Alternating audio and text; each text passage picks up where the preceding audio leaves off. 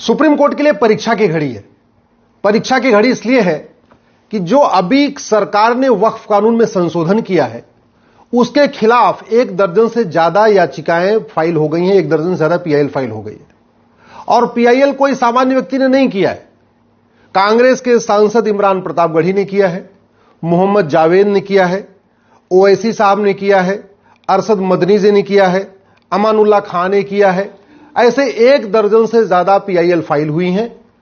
और कल सिब्बल साहब और सिंघवी साहब ने सीजेआई साहब से रिक्वेस्ट किया कि इन पे तत्काल सुनवाई की जरूरत है, तो हो सकता है 2-3-4 दिनों में इस पे सुनवाई हो जाए। अब सवाल यह है कि सुप्रीम कोर्ट में पीआईएल तो फाइल होती रहती, मैं भी करता रहता हूं, तो फिर ये परीक्षा की घड़ी कैसे है? परीक्षा की घड़ी ऐसे है कि ये 1995 वाले कानून को जब मैंने सुप्रीम कोर्ट में चैलेंज किया था, उस समय सीजेआई थे चंचूड़ साहब, उनके साथ बैठे थे जस्टिस सूर्यकांत, वो अभी कुछ दिनों के बाद वो भी सीजेआई बन जाएंगे। उस समय चंचूड़ साहब ने हमसे कहा था कि आप ये बताओ कि आपकी कितनी जमीन पे वक्फ बोर्ड ने कब्जा कर लिया है। आप सीधे सीधे सुप्रीम कोर्ट क्यों आ गए? हाई कोर्ट भी जा सकते थे। उन्होंने कहा कि पहले ये एस्टेब्लिश करिए कि इस कानून के कारण आपको क्या नुकसान हो रहा है, आपका कौन सा फंडामेंटल राइट वायलेट कर रहा है। तो मैंने कहा साहब, जब अगर पर्सनल नुकसान हो तो फिर पीआईएल किस बात की? पीआईएल का तो मतलब ही होता है पब्लिक इंटरेस्ट लिटिगेशन। हमारा कोई पर्सनल इंटरेस्ट लिटिगेशन थोड़ी है, कोई हमारी खुद की जमीन थोड़ी गई। हमारी जमीन अगर कब्जा होती तो मैं हाई कोर्ट जाता, कहीं और जाता। चूंकि ये कानून पूरे देश का है, संसद का बनाया हुआ है और पूरे देश में जमीनों पे कब्जा हो रहा है, इसलिए मैं सुप्रीम कोर्ट आया हूं। मैंने एक लिस्ट बनाई थी कि देश भर में वक्फ बोर्ड ने कितनी जमीनें कब्जा किया है। हालांकि उस समय मेरे पास जो लिस्ट थी वो 10 लाख एकड़ की थी। हमें यही पता था कि भारत में 10 लाख एकड़ जमीन पे वक्फ बोर्ड ने कब्जा किया हुआ है। और अभी जब ये कानून बदल रहा था तब पता चला कि नहीं, ये तो 40 लाख एकड़ हो चुका है। तो हमारे पास जितनी जानकारी थी उस समय, वो जानकारी मैंने एक नोट्स बना के कोर्ट के सामने रखना चाहा। तो चंचूड़ साहब ने मुझे वो नोट्स भी नहीं पढ़ने दिया। उन्होंने कहा, not a single word mister Upadhyay, एक शब्द आप नहीं बोल सकते, हम नहीं सुनेंगे आपको। अंत में मैंने मजबूर होकर अपनी पीआईएल वापस लिया और मैं फिर दिल्ली हाई कोर्ट गया। अगले ही सप्ताह दिल्ली हाई कोर्ट ने नोटिस जारी किया, सरकार को नोटिस जारी हुआ। उसके बाद देश के अलग अलग हाई कोर्ट में पीआईएल फाइल होना शुरू हुई। कुल मिला के 120 पीआईएल इस समय पूरे देश में अलग अलग हाई कोर्ट में चल रही है। और उसके बाद फिर सरकार संशोधन लाई, जेपीसी बना, आगे क्या क्या हुआ आपको पता है, उसको बताने की जरूरत नहीं है।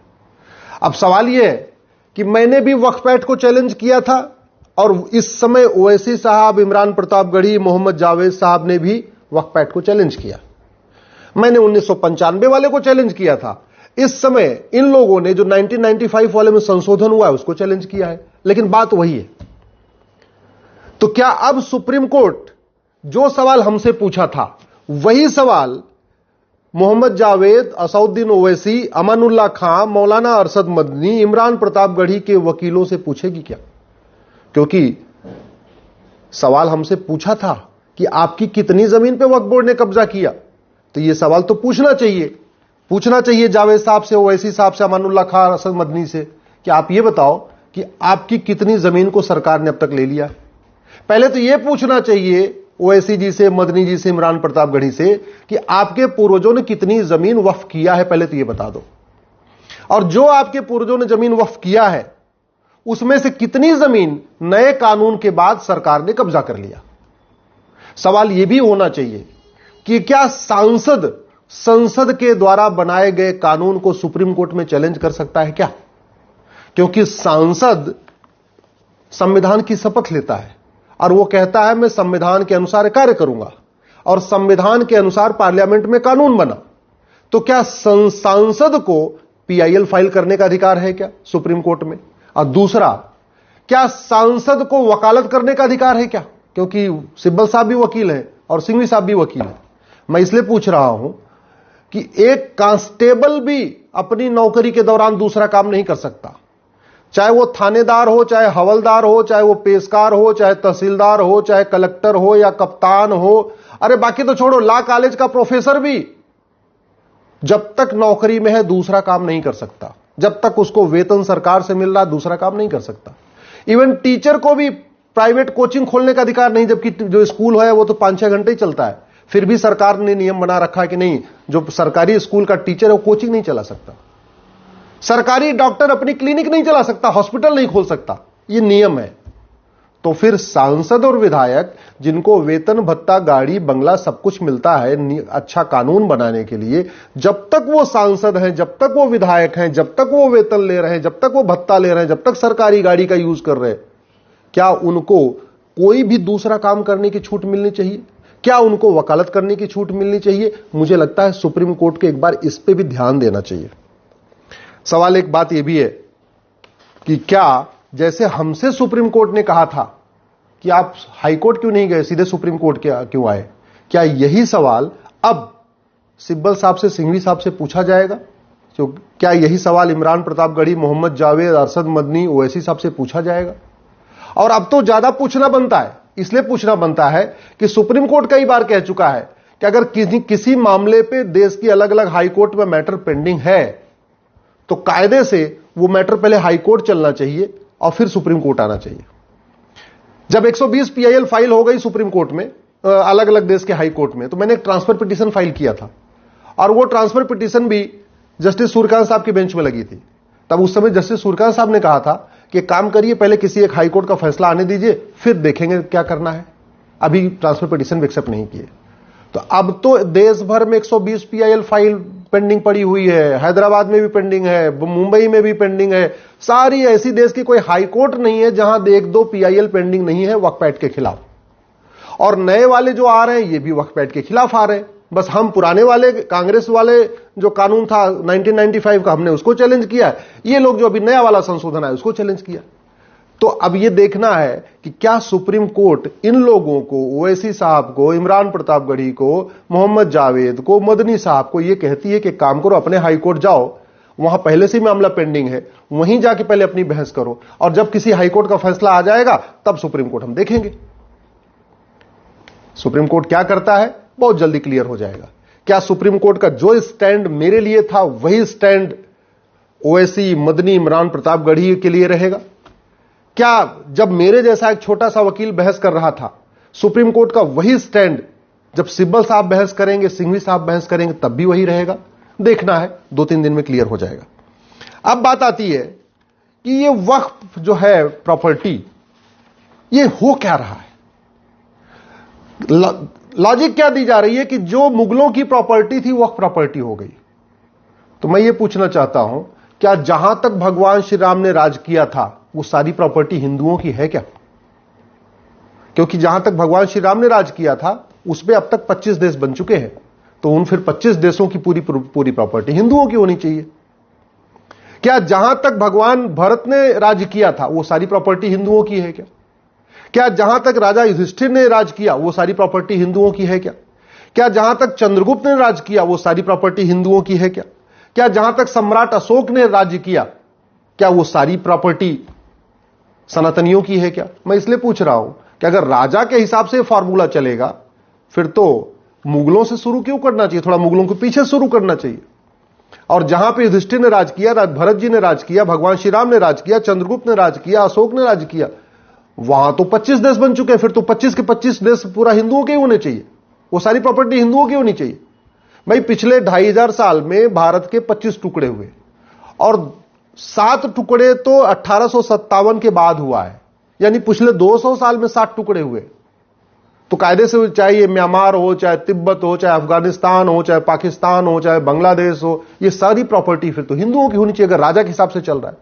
और अगर नहीं, फार्मूला एक है, तो फिर मुगलों की जमीन वक्फ कैसे हो सकती है? और जब मुगलों की जमीन वक्फ नहीं हो सकती तो मुगलों के नवाबों, मुगलों के निजामों, मुगलों के जागीरदारों, मुगलों के जमींदारों, मुगलों के तीमारदारों, मुगलों के रजाकारों की जमीन वक्फ कैसे हो सकती है? भाई बड़ी सीधी सी बात है, शासन बदलता है तो जमीन ट्रांसफर हो जाती है। यानी जब तक मुगल थे, मुगल राज कर रहे थे, उसके बाद अंग्रेज आए, सारी जमीन का मालिकाना हक अंग्रेजों को ट्रांसफर हो गया। 1947 में देश आजाद हो गया, 1950 में संविधान लागू हो गया, सारी की सारी जमीन भारत सरकार को ट्रांसफर हो गई। कल को फिर तो अंग्रेज बोलेंगे कि अंग्रेजों का जहां जहां राज था कॉमनवेल्थ में, पाकिस्तान, अफगानिस्तान, बांग्लादेश, यहां वहां जहां जहां था, फिर तो अंग्रेज बोलेंगे सारी जमीन चर्च की है भैया, क्योंकि राज हमारा था, सारी जमीन क्रिश्चियंस की हो गई। ऐसे नहीं चलता।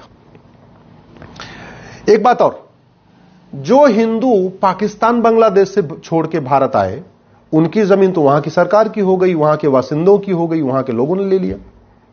तो फिर जो जमीन भारत के मुस्लिम छोड़ के गए, भाई जब बंटवारा हुआ 47 में, तो पाकिस्तान से हिंदू भारत आए और भारत से बहुत सारे मुस्लिम पाकिस्तान गए, बांग्लादेश गए।